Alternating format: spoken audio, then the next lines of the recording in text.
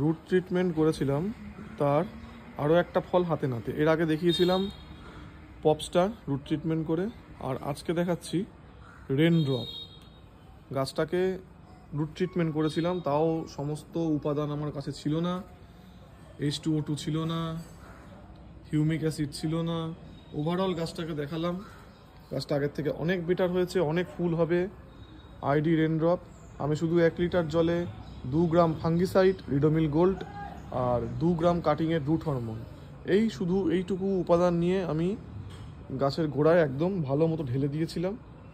Just তার প্রমাণ অনেক ইউটিউবার, অনেক বাগানি আমি দেখেছি অনেক রকমভাবে গাছের এক্সপেরিমেন্ট করে, কিন্তু তারপর তারা আর রেজাল্ট দেখানোর মতো পর্যায়ে থাকে না। ড্রিম হবি কলকাতা কিন্তু সম্পূর্ণ আলাদা। রুট ট্রিটমেন্টের পরে কিন্তু আমরা গাছের আপডেট দেখানোর মতো সৎসাহস রেখে থাকি।